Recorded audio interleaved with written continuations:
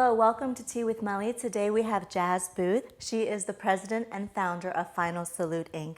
Thank you so much for being with us today. Thank you for having me, Molly.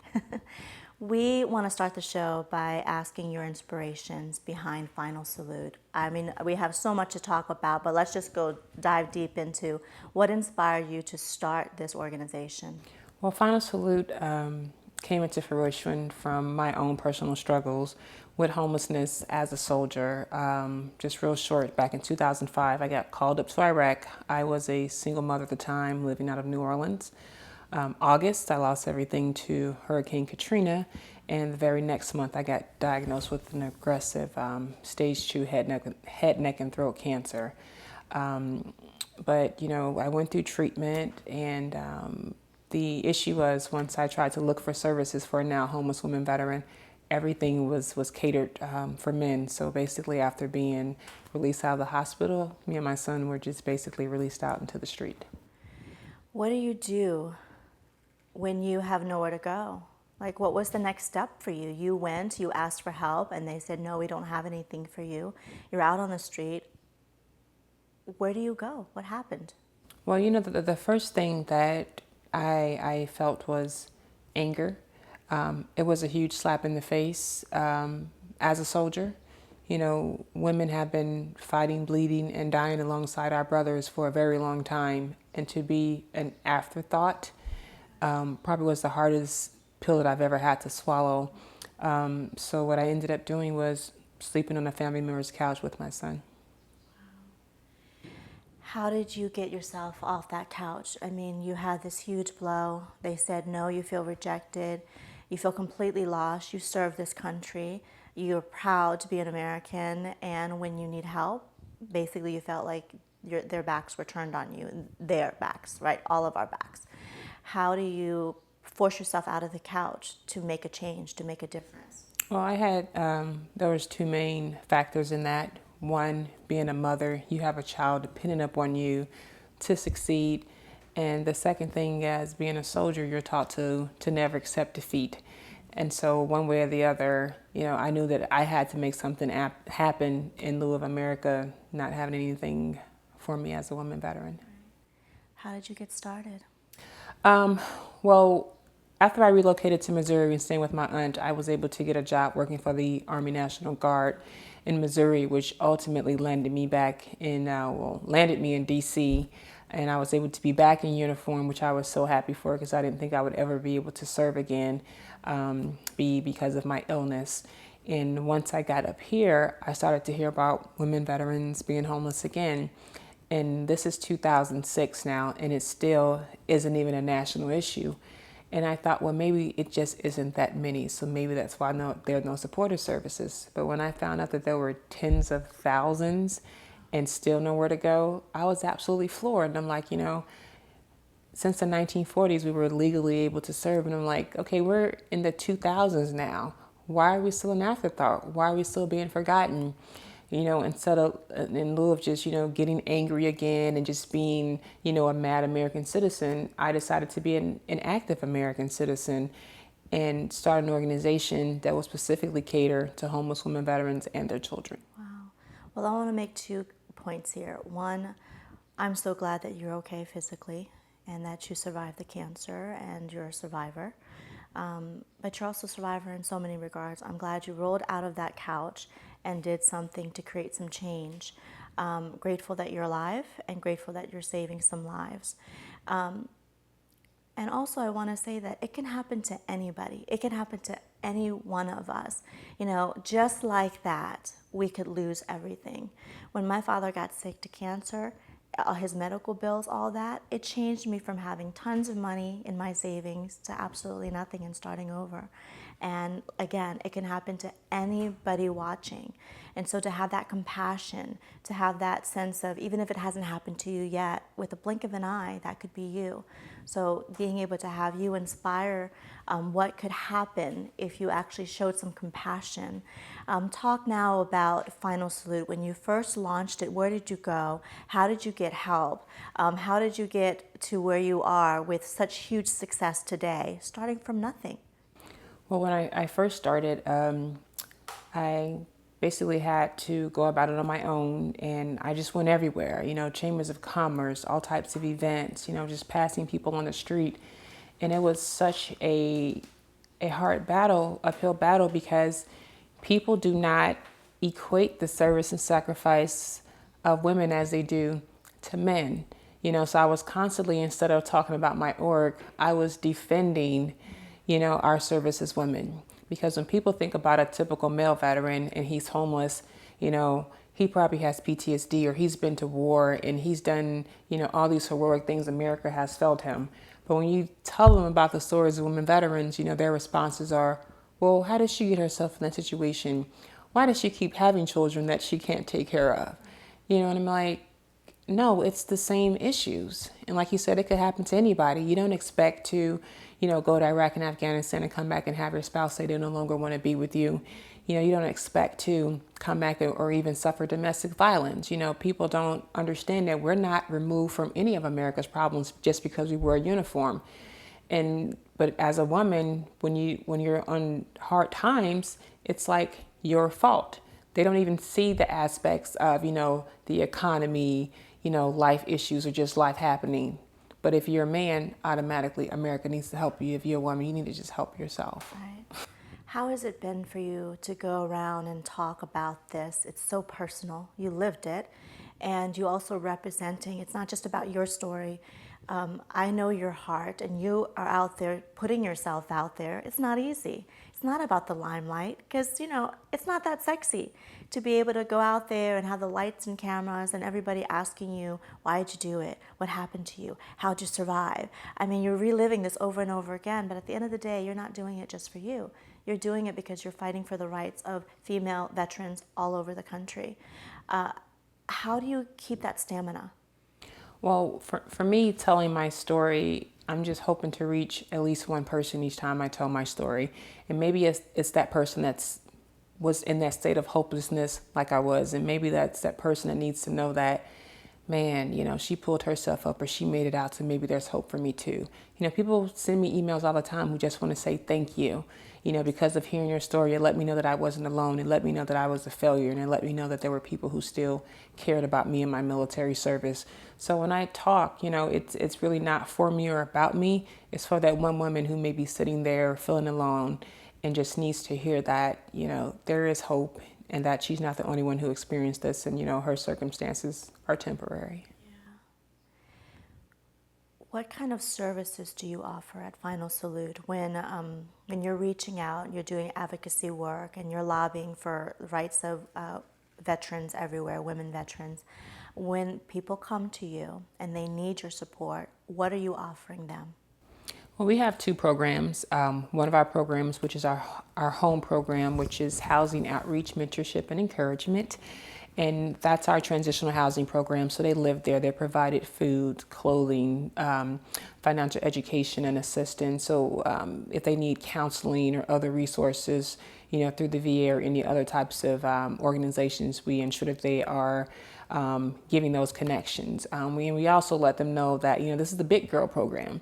This is not a pity party program. It's not okay to just come here and just, lay down and feel sorry for yourself. You're going to come here. You were strong once because you served. And while you were serving, you stood up for a whole bunch of people who had lost the ability to stand up for themselves. So we know you have it in you. But we're going to make sure you have everything you need, but you have to take the first step. And so that's our home program, which is, we have case management. We have a full-time social worker that ensures they have everything that they need. But we let them know that you're responsible, to get yourself back to where you need to be, but we will help you. Our SAFE program, which is Savings Assessment and Financial Education, is our emergency financial assistance program. Most people think that the cure for homelessness is just keep building more houses. And I said, no, it's less homeless people. So if you can look at preventative measures, which is we do, maybe you lost a job, you got a new job, you're behind on your rent, you're behind on your utilities, your car broke, that's your only way to get back and forth. So we look at the life happenings and try to, help with some of those extenuating circumstances that you didn't plan for. But again, prevention is the key. It's not just to, keep building more programs. It's to let's head this off at the pass before they even get homeless. Now, this is an interesting question that came to my mind just now. Have you supported women, homeless veterans who also have their children with them? Yes, and we have to. To me, you can't serve a woman without automatically being prepared to serve a child. It's no secret that we have children, but for most programs, they don't take in children. For those that might be federally funded, they don't take them in because there's no financial incentive.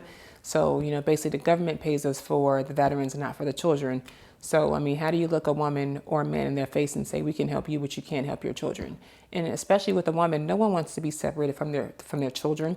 I've deployed overseas and had to be separated from my child. I shouldn't have to come back on American soil and be separated from my child again. So we do have some women that have children and some women who don't have children, but we make sure that if we have a woman with a child, that child is going to get as much support as their mom is, and we will never separate a family. That's wonderful. That's great to know.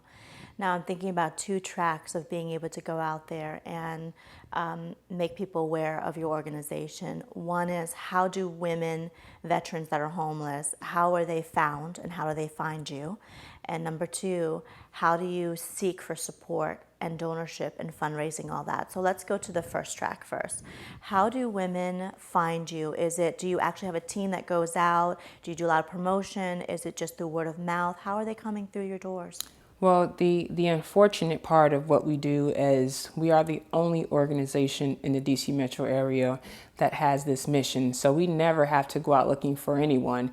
The issue is they can always find us by just Googling housing for homeless women veterans. We would just pop up. We've had to assist women in over 15 states and territories because of the lack of the support. We're not a borders organization. Like, if you're in our county or our state, we'll help you. So it's not an issue of finding it. And it's, the hard part is having to turn them down when you can't help them all. Wow. And that has a lot to do with manpower and funding. And what else? What are some challenges? It's not really manpower, but I would say that a lot of it is funding. Again, homeless women veterans still to be such an anomaly in this day and age that most of the funding sources are not set up for them or do not even recognize that it's such a big problem. And so it's, again, you have to, with every grant that you put in, with every proposal that you make, you have to substantiate and you have to educate the person who is, receiving information. I saw where a government organization just gave, millions away to homeless veterans, but they're a government organization that does labor, like the Department of Labor gave all this money to help homeless veterans. But the kicker was we didn't qualify because we're not a employment organization. Although the women who come into our home have a 100% employment rate, those are the type of nuances that we have to face because you've written a grant that's for homeless veterans, but as a homeless veteran organization, I don't qualify because I don't have a jobs program. So it's crazy. And what people don't understand is jobs can't come first. Housing is the foundation. Everybody needs the shelter. Right. So where are you going to do with your children while you're out looking for jobs? Or, when you have a job, where are you going to go back to your car? So people are thinking that, it's an employment. Yes, employment is important, but you have to first get them grounded. Because if you're working and, you're thinking about, man, I don't have anywhere for my children to go home to, you're not going to get a great employee anyway. Yeah. So you have to set the foundation before you can fill in the other voids that they're missing in their lives. So it just, it sounds really great in the media. It sounds really great for campaigns, but it's not logical by any means. What keeps you going? It's hard. It is, but every time I go over to our transitional housing facility and visit the women, visit the children, that makes it all worthwhile. Just to get a thank you is so worthwhile. One of our women actually deployed to Afghanistan while living in our transitional home. People don't realize that we still have, uniformed service members who are down on hard times. And before she left, she asked me to take care of her daughter. Yeah, so I'm a boy mom. My boys are 18 and 4. Now I have this 3-year-old beautiful little girl running amok in my house. But, just looking at her every day and knowing that she's safe. And somebody trusted me to care for their child, while they're out serving. That is probably the greatest satisfaction that I could ever receive or ask for.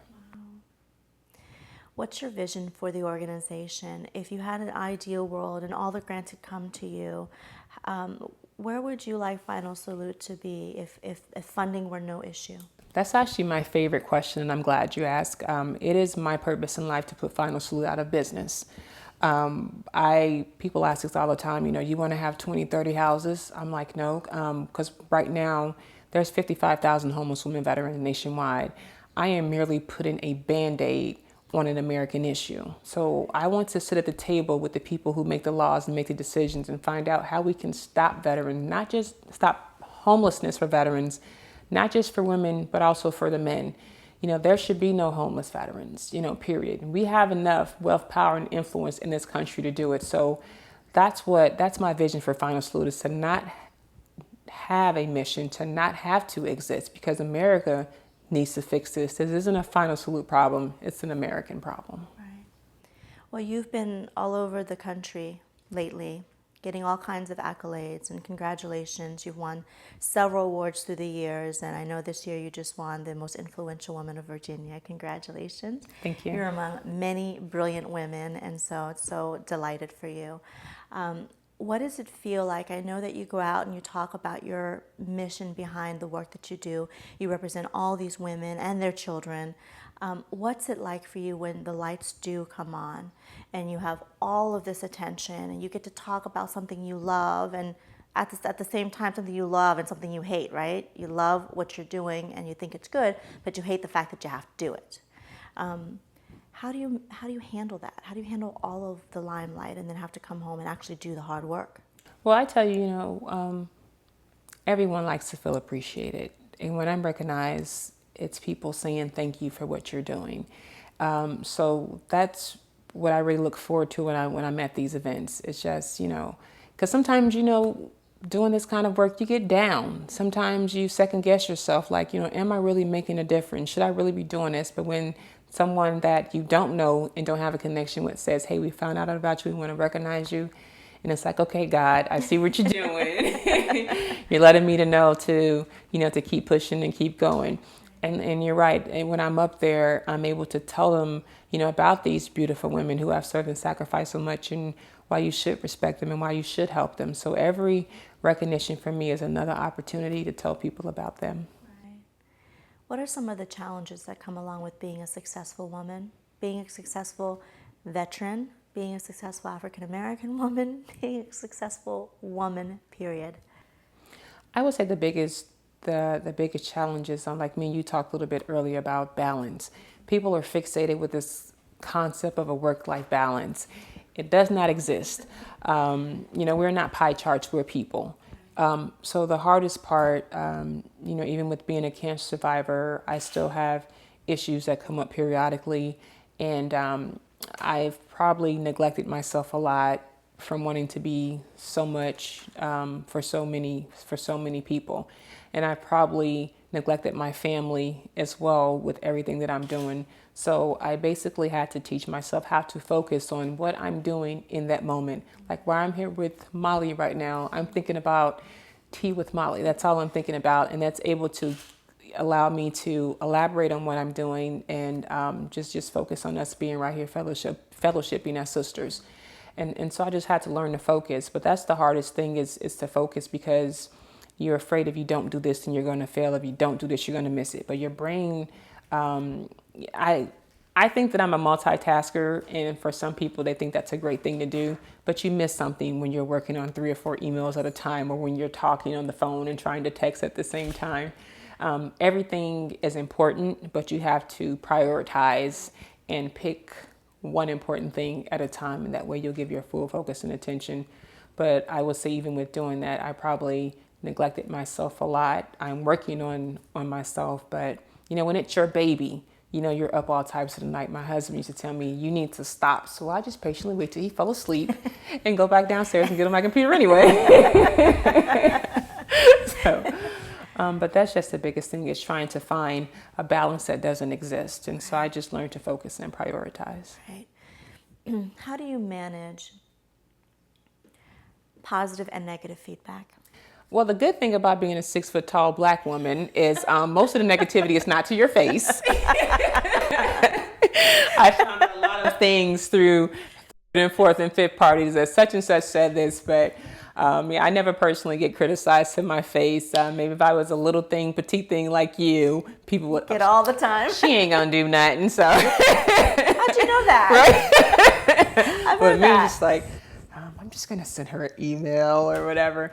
But it's very hard to manage the negativity because sometimes negativity is coming from a good place from a person who may admire what you're doing, but they don't know how to look up to you. They don't know how to support you. And for some people, especially women, unfortunately, it's just easier to tear another sister down than it is to hold her up. And I hope that in the future that we will change that. The positivity is definitely a driving factor. It makes you feel good about what you're doing. It makes you want to work harder.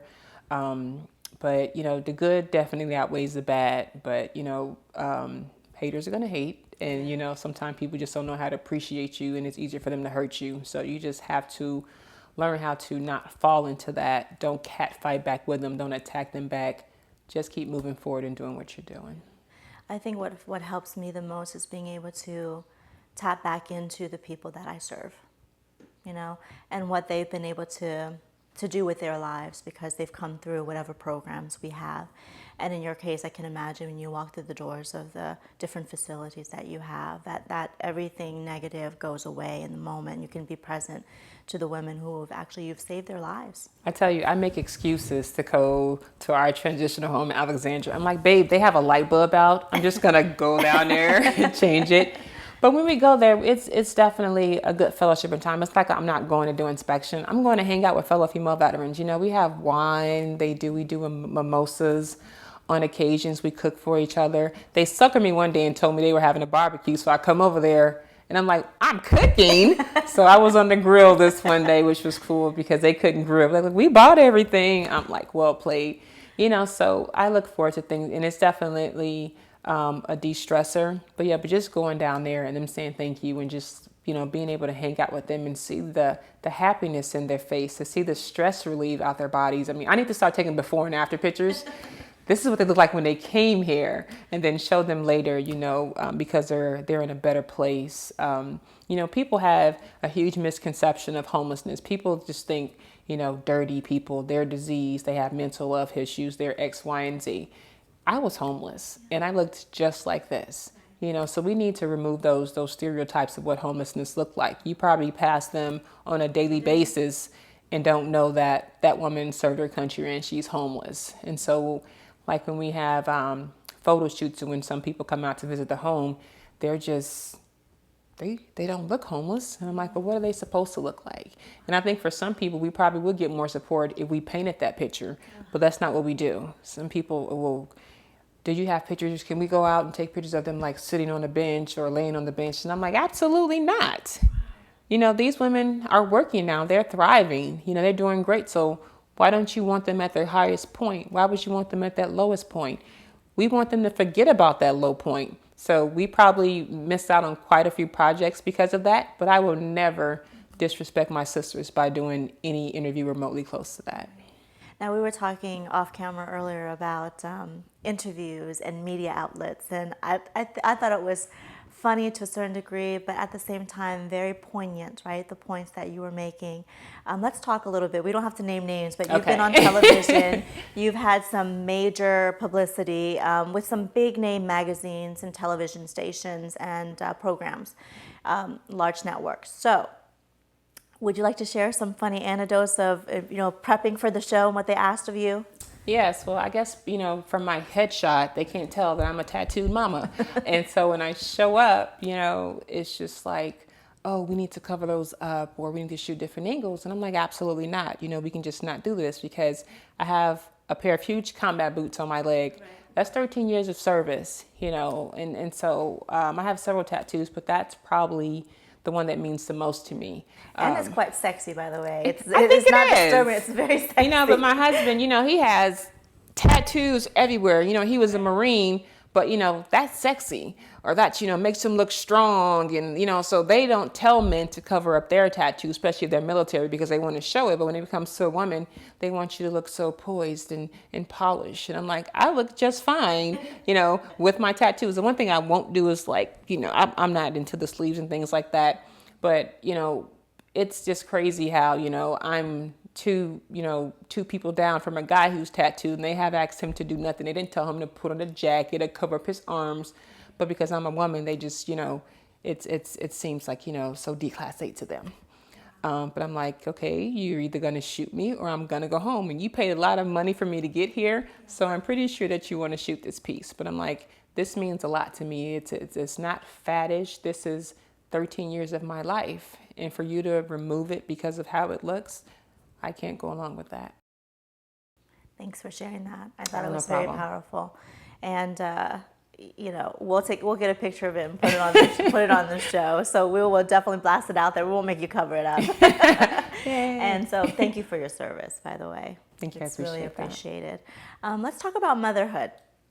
I think that's very special for you. You love your children. I follow you on social media. I stalk you on social media, and we were talking about this too. I love the fact that you're so real. You've had all these successful opportunities and accolades, like I said earlier.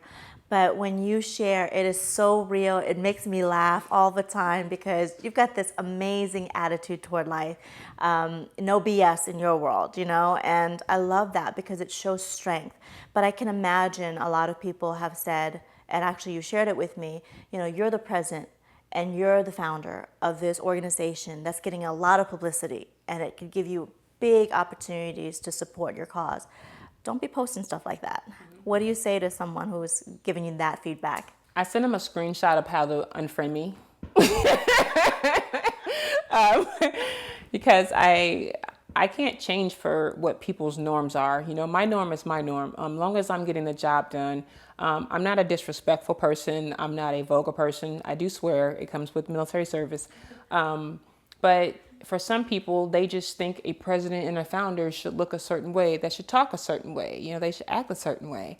And I'm like, that's not me. I'm Jas. I was born Jas. I'm going to die Jas. So when you're asking me to change yourself to fit your societal norms, that means that our whatever relationship we've had has probably outgrown itself.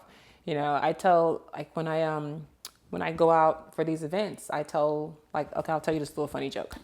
Okay, so I get invited out all the time. And I'm pretty proud of myself because I wore pants for 13 years. And I finally learned how to sit with my legs closed. So I don't know how much the camera is getting, but probably a few months ago, you probably would have got a much different show.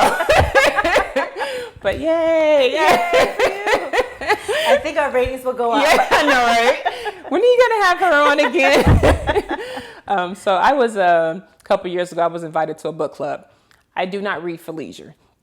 But they've been trying to get me to come. So I said, okay, I'm going to come to your book club. And so I guess they read a book a month. I'm like, that's excessive to me because this is a novel. And so I'm like, I'm just going to wing it. Because in my mind, I could do a good job at winging it. And so I text my friend who was an avid reader minutes before I walk into the book club. And I say, hey, what's 50 Shades of Grey about? And she texts me, oh, it's about S&M. And I said, great, I'm all about social media. Yeah. So I go into the book club, I'm going to be talking about Twitter and Facebook and this and this. And they were like, so since you're a guest, you get to go first. So what did you think about the book? And I was like, oh my God, who doesn't love S&M? I am the queen of S&M. I do it at home. I do it at work. I know you're not supposed to do it in your car, but I do it in my car. My husband's not too crazy about it, but he just lets me kind of do my own thing. Yeah, so and these are white women, so they're like, red. And I'm like, but you guys don't like social media? So they just all burst out to laughing at me, and they were like, you didn't read the book, did you? I was like, no. So then they told me what S&M was, and I was like, I am never going to live this down. They're going to see me at the grocery store with their husband like, baby, that's the queen of S&M right there.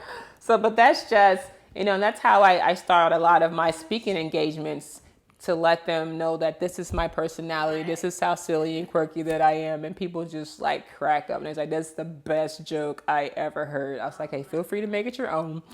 But that's how crazy my life is sometimes. Sometimes those unexpected funnies at your expense come up. But I'm like, this is so a Jas moment.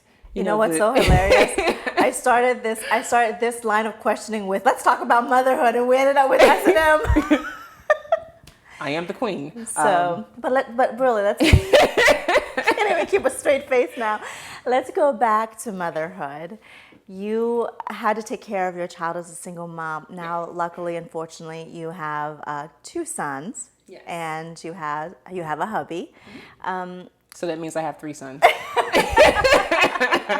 Just How saying. How do you spend your time with your boys, and how does that, with the work that you do, how do you find some sense of balance Well, with them? I will tell you, and I've said this before, that, I was a single mother with my oldest son, and there are so many negative stereotypes, and I raised a young black man, but I'm very proud to say that, he wasn't a teen parent. He never got into selling drugs. He wasn't a gangbanger. My son is 18 years old right now, and he proudly serves his country in the U.S. Air Force. So just because you're a single mother doesn't mean you're going to raise a criminal or somebody who's, because they didn't have a father in their life, are going to, turn out bad. He turned out just fine. He's the most respectable young man I have ever met in my life. Not just because he's my son, but I've seen some other teens, even with the military separations, that I had to be away from him. He never, lashed out at me or, Mom, I hate you, or Mom, I wish you were here. He always understood why Mom had to be gone. He was always very patient and very supportive, and I couldn't have asked for a better child. Now, the 4-year-old junior Marine, you've seen many stories about him. Yes, I have. As I mentioned, my husband was former Marine, and he's native Jamaican, so I don't know what's going on with that child. Maybe just because 14 years later, I'm older and I have less patience, but he definitely gives me a run for my money. But I do consider the baby a blessing. My husband was married previously before and tried conceiving with his ex-wife and was unsuccessful on numerous occasions, and went to the doctor and was told that he couldn't have children. So we have been blessed with the baby boy, who's 4 now. And again, me being Jas, babe, don't listen to the doctors. If God wants you to have a baby, I guess God was like, oh, you think that's funny? Pregnant. So, but being a mom is very rewarding, and I work so hard for what I do, because I want someone to work just as hard for me and my kids. I put these women in an environment that would only be suitable for me and my children, and just looking into their eyes and knowing that you've birthed these blessed beings. And even my husband used to, he's a war vet. He used to have nightmares and think about dying, but after he had the baby, he felt like if something happened to him, a part of him would always be here. So children serve a much greater purpose than just tack time. Just perhaps they can definitely positively affect your life and give you a different outlook, because now all you want to do is just protect them and love them, and I don't, there are some women that are not fortunate to be mothers, some that haven't been mothers yet. But I will tell you, once a child comes into your life, it just drastically changes for the better. It's being a mother, let alone a single mother, very challenging. Of course it is, but that God gave us the ability to have children for a reason, and it's because we can handle it. So, do your children get it? Do they get what you do? I know that your young one is still young and probably trying to just live his life and be a kid, but does your son, the 18-year-old who's serving now, does he get why you do it? He gets it now. As a child, he didn't realize that he was homeless. He didn't realize a lot of the things that I did for him, because as a parent, you want to keep your child sheltered from a lot of the bad things. But, he's like, well, Mom, why didn't you tell me this? Mom, why didn't you tell me that? I said, because I didn't need you to worry about me. Especially as a single mother, you and your kids become so very close that they know when you're upset. We protect our parents. Yeah. And so I didn't want him in a state where he was sad because Mom was sad, or he was worried because Mom was worried. And so, when I did the Kelly and Michael show earlier this year, and he was in school at the time, Air Force training school, and they were somehow able to get a video of him. I hadn't seen the video till I got to the show, but that was the first time that I've heard Brandon say, thank you, Mom. You know, I'm who I am because of you. And when I saw that portion of the video, I just broke down because teenagers don't talk to their parents like that. And you probably would never know how much you really meant to them. And didn't even know that he was paying attention to me, but just to know that he was, and that, you know, he's saying thank you because he turned out to be this great kid for having a great mom. You know, that was certainly more than I could have ever asked for of him. What does hubby think? As I stated before, it's my third time. Hubby's a Marine. They're not known for affection or anything like that. He's hardcore. He's still hardcore. He's still, you know, he still wears shirt stays with his business suits. I'm like, dude, nobody cares about your gig line or how tight your shirt doesn't have any wrinkles. But I tell you, I wouldn't be able to do any of this without him. When I first started to put the organization in my head, I would spend very long conversations with him. You know, because when you're married, you become a unit. And so this organization is also his organization. And I had to have his support. But he has been superly, you know, superly. Is that even a real word? No, I don't think so. But you can make it a word. In the Jas Boothe dictionary, superly means extra super. But he's supportive. When I travel all the time, he travels with me to make sure that the kids, that he can watch the kids and take care of the kids while I'm, you know, doing things. He also has his little mancations with his friends that go out to Miami and do stuff. We're very supportive of each other, but like I definitely say that I couldn't do any of this, especially the org and being a mother. Without his support, you know, he has definitely, you know, been my rock. I was married before him, so this whole new support that he's given me is foreign to me. And I would tell you, as an independent woman, it was first very hard to accept it because I can do this by myself. I don't need you, you know. But it's really fear of giving someone that much stock and ownership in your life and being able to trust. And I tell you that he tore down all those walls, and you know, we've continued to build ever since he's come into my life. He's never taken anything away from me. He truly compliments me, even with his rigid ruggedness. And it's funny because he's Jamaican, right? But he came here when he was 10. So people like, oh, he's Jamaican. I'm like, believe me, I don't get any of that sexy voice at home. Only when he's talking on the phone or hear like his mom or his friends or something, he'll be doing that patois. But I'm like, believe me, he's not walking around the house like, you know, hey, baby, you look good or anything like that. I get zero profit from him being a Jamaican. So there you have it. Well, I'm glad that you're allowed to have fun with him and bring your walls down, because it is good to have a partnership. It's hard to accept, but when you do, it's rewarding, not just for you, but for the other person who wants to give you that love. So I'm learning that too. So thank you for saying that. Miss Veteran, how did that come about? Like, what was the spark behind? First of all, what is it for those that don't know? And what was the spark behind, like, I'm going to go do that? Well, Miss Veteran America is a competition that we do, and it honors a woman beyond a uniform. So like in uniform, people always saw me as Captain Booth, but people never saw me as, you know, Jas, who's a mother, Jas, who's a wife. And I think that people are removed from your other commitments as a woman when you're in a uniform. But, you know, we're very beautiful women outside the uniform. And I wanted everyone to see that. And to see that, you know, when that uniform comes off, you know, we go home and we put an apron on.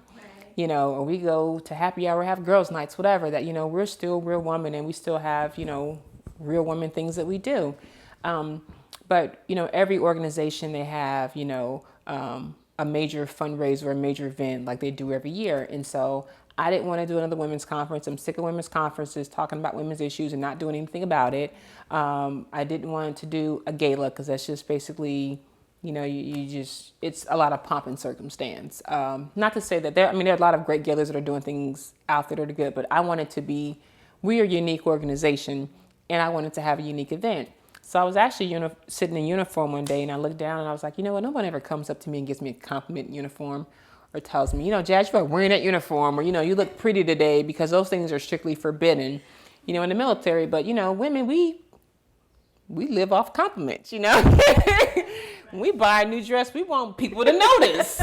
You know, like if I put one curl in my hair, you better find it and tell me how good that curl looks. But I realized that the uniform was camouflaging our femininity. And so I said, you know, look, we're going to do a Miss Veteran America. We're going to have an event where the uniforms are off, the boots are off, the hair's down, the makeup's on, and just enjoy being beautiful women and also be recognized as, mothers, wives, daughters, and sisters, that we are. And we also realized that we needed a spokesperson for what we do. You have to pay celebrities to do X, Y, and Z. And I'm like, you know what, we can make our own freaking spokesperson. And it's something that's commanding about a crown and a sash. When you walk in the room, people just flock to it. And people ask, well, did you, do this to compete with the Miss Americas and things like that? And I said, well, I even looked at it that way. And, this is something different from what Miss America and the Miss Universe does. These are all women who I've served, so they already have a platform being their service. And now they're going to be out there advocating for homeless women, veterans, and their children, but doing it in a very elegant and poised fashion, but knowing that we can still kick your butt if we needed to, Right. Get down to that point. Right. And so when I first, put it out there, I was like, people are going to laugh at me. They're going to ridicule me because beauty and women in uniform are not two things that people ever associate with each other. And so once I did it, and the response was just, overwhelming. Thank you. And, I'm glad you did this because, I forgot what it was like to be pretty, and I forgot what it was like to be a woman. And, we've been blending in and playing with the boys for so long that, being a woman became like, socially unacceptable in the military. And, they were, then posting pictures with their kids and, here is me, I'm doing my hair and look at this. And I was just like, it was overwhelming because I didn't know how much this would mean to them. I know how much it meant to me, but not everybody sees your vision as you do. But because there are women veterans, they got it. And it's just been doing great and growing way faster than I imagined ever since. Well, I had the pleasure of being there last year, and what I loved about it especially was that there were women of every shape and size and color and with all limbs and few limbs, and it was just really, you knew that it was about bringing their heart and bringing their femininity with that underlying understanding that these are tough women who are survivors. And that is the difference. You go to see well, at least I've never been to a beauty pageant, but when you watch it on TV, there's nothing wrong with beauty pageants. There's no knocking it because everything serves a purpose. But when I went, I was especially moved by these. You could see their personality shine, but how proud they were to serve. Beyond the fact that they're women, beyond the fact that they are moms, they have unique gifts. They were finally given a platform to say, this is the other side of me, and have a look. And they were proud to say, look at me. Look at me in this beautiful gown and dress. And so that really was very moving for me, to be able to know that they were being strong, but they were absolutely being vulnerable on the stage, and you allowed them to do that. Yeah, it's definitely a step out of our comfort zone. Can imagine. But, we're girls, and we still like to play dress up. And we were also able to honor, the women who died during their service, which a lot of people don't think about. I just got chills, sorry. You always hear the mothers that are talking about the sons that they lost, but there's a lot of little girls who didn't come home to their dads, and that's what we want people to realize, that the service and sacrifice is the same. IEDs don't discriminate, so America needs to stop discriminating against the women who have served and treat them just equal as they treat our brothers. But that's what Miss Fetching America is about. You get to see the service, but you also get to see the sacrifice. What could you say to the young women out there that are serving today? I could say a lot, but to just know that their service is not in vain. There's a lot of news and laws and things that are happening around military sexual trauma. We don't want them to be afraid to serve. We don't want them to be afraid of their service. It's definitely a travesty that it's happening, but we want them to know that their service means a lot more. And they've changed a lot of lives just by serving. There are some countries where, men can't talk to women, and having the woman being able to liaise, makes a world of difference. When I deployed in 2008, we had foreign nationals. Well, I guess it went foreign nationals because we're in their country. But right? We were the foreign nationals. But we had a cleaning lady who was about 9 months pregnant. And, she had to work right up until her due date because, they don't have Family Medical Leave Act and things like that. And so me being an American, and you know, we as Americans do take a lot of things for granted. And I asked her, "Oh, so when's your baby shower?" You know, and I had the interpreter ask her that, and she said she doesn't understand. Like, you know, it's when you and your friends and your family get together and they buy you all the stuff, you know, to help you with your transition to having a new baby. And, you know, she's like, you know, my friends and family just have trouble just feeding themselves on a regular basis. And I was just like, I am so sorry. That's not how I meant it. But, you know, you don't think about, you know, some of the things that we consider luxuries as Americans that some people, you know, only watch on TV and see. And so I went to my commander, my supervisor, she was a lieutenant colonel, and I said, "Ma'am, she's never had a baby shower. She's about to have a baby, and I want to give her a baby shower." And my boss goes, "Well, you do know that we're not allowed to give them things and it's illegal, right?" And I said, "Yes." And she was like, "Okay, I'm in." And so we set it all up like the day that she was off. We had her come in. We had a traditional cake for her ethnicity and nationality. And although we didn't know what anybody was saying, we got it. And we were just there as women just enjoying. And we bought her like so much stuff. We had to like sneak it off bays and put in like her cousin's car. But I'm like, it was totally worth it. And even if I had got in trouble for it, you know, because people always ask me questions like, you know, do you think we should be over there? Do you think we should be over there? And I said, you know, yes, because this was the highlight of my 13-year military career, instilling in this woman that humanity still exists from a random act of kindness. And I said, you know, without us being there, a lot of things like this wouldn't happen. You know, so outside of the war and things that are sexy that you only see on the news, there are so many acts of compassion, you know, schools being built, water being purified, you know, security being provided that you don't see. You know, women, you know, that are mothers who are separated from their children, who are picking up these children in these other countries and just hugging them and, you know, caring for them. So, you know, definitely we should be over there because they need this. And I was able to provide that while I was a soldier. Where do you seek the most support right now? What would you like to be able to inspire in people who might be watching? What type of support are you looking for? How can people help? Final salute. How can people help you personally support these women? Okay, well, don't invite me to any book clubs. But you know, the problem is only going to get better before it gets worse. Did I say that right? Only going to get worse before it gets better. Okay. Sometimes it happens that Cancer brain, but yeah, that's true. But because you know the military is pushing a lot of people out, they're downsizing, and so they can't accommodate the population of women veterans that are homeless now. So just imagine what it's going to be like once they've done pushing these hundreds of thousands of people out. So definitely for us, you know, funding is a real need. Our program, for our transitional housing program, it only takes $25 a day to provide a woman and her children with housing, clothing, food, and all the other supportive services that we offer. Great to know. $25 a day, that's like a week's worth of Starbucks that you go and order every day. You know, so it's a program that everybody could, you know, help get involved in. You know, we have people that come over periodically and do beautification projects. We have people who volunteer for brunches. You know, we also know that they need to have some normality in their life. We've done shopping events for them where we've given them some credit and some store credit, and people have allowed them to come in and just, you know, shop. So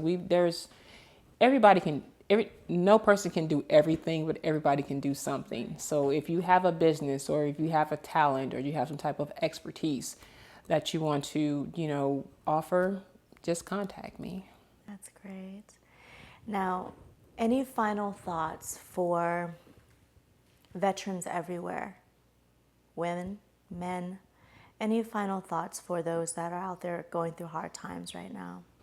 Well, I want to tell them that, you know, veterans in general right now, you know, they need a lot more than thank you for your service. I see a lot of people, you know, to me sometimes as a veteran, it feels like you know, not a handshake, but a washing of the hands. Like I thank you, like I've done my part. So if you're able to offer something to them, you know, not just tickets to a ball game or anything like that, you know, they really need help. You know, we sometimes feel like, you know, America has forgotten about us, and that, you know, they are answering the call for every other country's issues, but forgetting about the needs that veterans have. But, as a veteran, we are still proud to serve. Even when a veteran has hit rock bottom, you never hear them say, I regret my military service, because that's something that's so special to us. So we just want them to know that they're not alone, help is coming, and just don't give up. Thank you for your service, and I really mean it. Thank you. I really mean it. It's inspiring to meet someone like you, because I have a lot of people in my life, and I think we all do, that have served. But when they're coming to your house in your living room and spending time with you as a person, it does make a big difference. It's not somebody that's far out there, this concept of a veteran. And being able to see or have people in your lives who have served and who are truly disabled or having health issues now, it's a big deal because it impacts your life. They're a part of your family too. And we talk about the military being a family, but every person has a son, daughter, brother, sister. And if we're talking about true brotherhood, it's really inspiring to know that you're really treating these women through Final Salute as your own sisters. And I just hope that everybody starts to kind of see that differently when they meet a veteran, or even when they meet someone in service today, and those that are in active and reserves and all of that. So how can we find you? You can find us by visiting www.finalsaluteinc.org. Once you visit the page, there's all types of opportunities to get involved, or you can, make a small donation while you're there. Great. Thanks so much for being here. I appreciate you very much. I appreciate all that you're doing, and hopefully you'll come back and talk to us more when things continue to expand. I'm just going to come back because I love your Alice in Wonderland house. If you've never been here, I'm 6 feet. How tall are you, Molly? I'm not even 5'2", 5'3", something so I was like that. Walking in her house and trying to get a count on top. It was like, whoa, what's wrong with your house? But it's perfect for her. So come back anytime. I got to come here so I can feel like Alice. Do you have a rabbit hole in the back? You have a rabbit hole in the back. Thank you so much for being here. Thank you. Thank you. Appreciate you. Thank you, everyone. We had such a great time, and I hope that you join us again next time on Tea with Molly.